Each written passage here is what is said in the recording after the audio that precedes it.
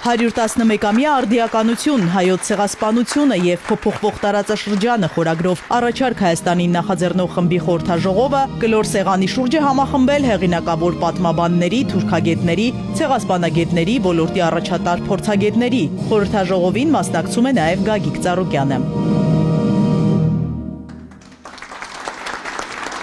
111 տարի անցել հայոց ցեղասպանությունը շարունակում է մնալ արդարության չվերականգնված պարտք։ Այն մեր ժողովրդի բաց վերքն է, որը մեզ պարտադրում է հիշել, խոսել եւ պահանջել։ Գագիկ Ծառուկյանն իր ելույթում կարևոր է համարում խորհրդաժողովի անցկացումը, ընդգծում երբեք չէր պատկերացնի, որ կգա ժամանակ, երբ մեր իշխանությունը կվախենա բարձրաձայնել հայ ժողովրդի ամենաարյունալի ոճրագործության մասին։ Առաջին հերթին ուզում եմ բոլորիս սրտե ողջունել,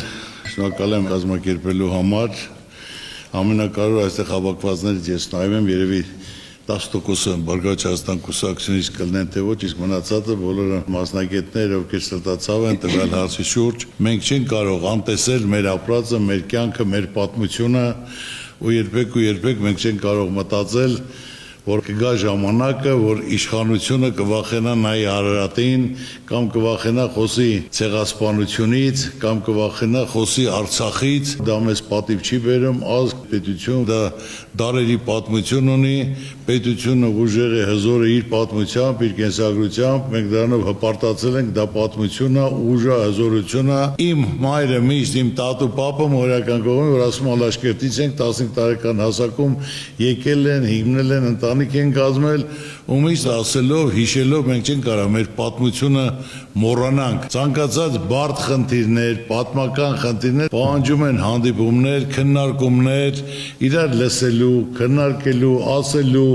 վերլուծելու եւ ճիշտ որոշումներ կայացնելու համար։ Գագիկ Ծառուկյանը խոսում է նաև Արցախի մասին, ընդգծում այն մեր պատմությունն է, մեր ազգային ինքնության եւ արժանապատվության անքակտելի մասը։ Արցախի հետ կապված հարցը, որ չի կարելի խոսել, մենք ոնց կարանք մենք մոռանանք մեր հայրենակիցների պատմությունը, եղածը, արածը, դրածը,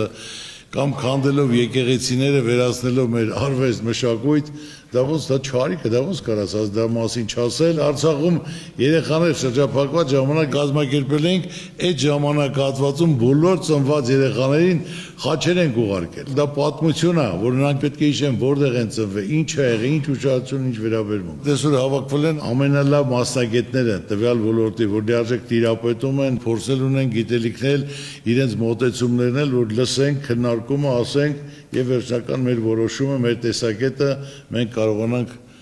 հայտնել, հանձնել, կազմակերպել։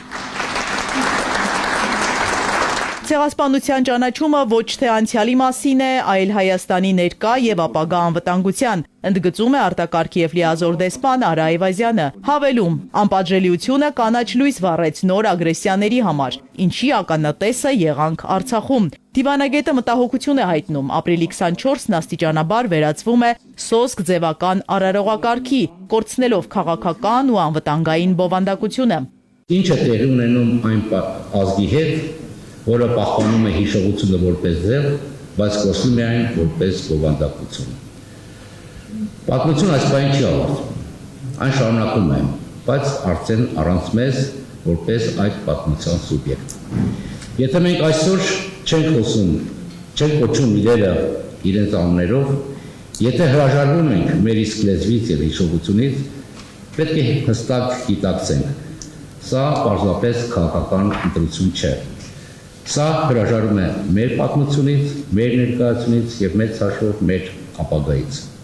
Թուրքիան փորձում է հայոց ցեղասպանության հարցը տեղափոխել մշակութային դաշտ, որպեսզի այն դառնա սոսկ ընդհանուր ցավի մասին հիշողություն, առանց որևէ հետևանքի կամ պատասխանատվության, ասում է Ռուբեն Մելքոնյանը։ Զգուշացնում դրանով թուլացնում ենք Հայաստանի անվտանգային հիմքերը։ Եթե թուրքական կողմից մոտ 100 տարի այս հարձակումը տեղի է ունեցել, ինչ որտեղ կարող ենք համարել օրինաչափ հակառակորդ թշնամի երկիրը հարձակում է, բայց եւ որ մեր երկրի ներսում են այս տիպի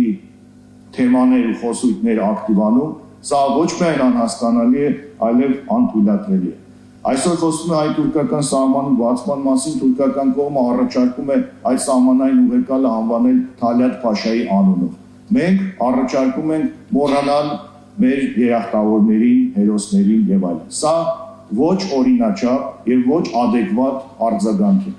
Ցեղասպանության հարցը պետք է մնա Հայաստանի անվտանգային ճարտարապետության հիմքում։ Այն միայն հիշատակի դաշտ տեղափոխելը նշանակում է պետական շահերի զիջում։ Ահազանգում են համաժողովի բանախոսները, կոչ անում չտրվել պատրանքին, թե ցեղասպանության հարցը մոռացության տալով հնարավոր է հասնել իրական խաղաղության։ Քանի դեռ մենք խոսում ենք հայոց ցեղասպանության մասին, քանի դեռ մենք պայքարում ենք միջազգային ճանաչման մասին, հավանականությունը, որ նման գործողություններ կիրականացվեն Հայաստանի Հանրապետության դեմ, ավելի քիչանում են։ Ամենայն դեպս միշտ մենք մեր դիվանագիտական, նաև գործիքակազմում եւ քաղաքական գործիքակազմում այդ թեզը ունեցել ենք։ Ցավոք սրտի վերջի շրջանում տեսնում ենք, որ դա դուրս է հանվել եւ դրա համար աճել են նաև ռիսկները։ Շատ տեղերում, եթե առաջ օրինակ Արցախյան հարցն էր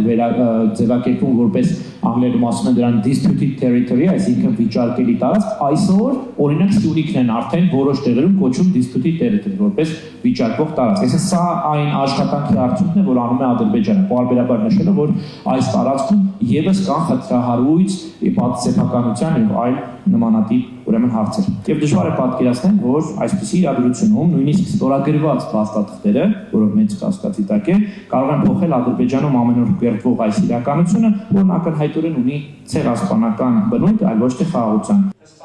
Թուրքիան եւ Ադրբեջանը չեն փոխել իրենց հեռահար նպատակները հայ ժողովրդի նկատմամբ։ Արցախի բլոկադան, հայաթափումն ու արցախցիների բռնի տեղահանումը 1900 թվականի ցեղասպան քաղաքականության ուղղակի շարունակությունն են, ինչը հնարավոր դարձավ անպատժելիության եւ միջազգային անտարբերության պատճառով։ Մեզնից կախվածն այն է, որ պետք է պայքարենք եւ արդարության համար եւ այս ցեղասպանության հետևանքների հնարավորինս վերացման համար, այդ թվում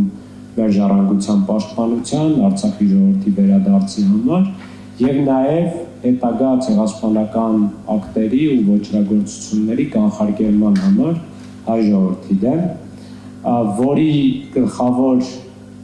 նախապայմաններից մեկը հայատյացության քաղաքականության արմատախիլ անելն է։ Մեր նպատակը 88 թվականին ավարտվեց Եվրոպ ողբերգությամբ։ Ինչն է դրա պատճառը։ Որն է դրա պատճառը, ինչու ենք մենք անընդհատ պարտվում, մենք պարտվեցինք 100 տարի առաջ, պարտվեցինք 150 տարի առաջ, պարտվեցինք վերջին ժամանակահատվածում։ Այս խնդիրը եթե մենք չհասկանանք, դրա գենեզիսը չբացենք, մենք պարտվում ենք նաև Հայաստանը, ասել դեսի մոնակ։ Դա ինչ երևի կոպիտ ահնչում է, դա փաստ է։ Առանց պատմական արդարության վերականգնման հնարավոր չէ կառուցել արժանապատիվ եւ անվտանգ ապագա, արձանագրում են խորհրդաժողովի մասնակիցները։ Հայոց ցեղասպանության ճանաչումը պետք է դիտարկել ոչ թե որպես պատմական բեռ, այլ հայկական պետականության պաշտպանական հզոր վահան։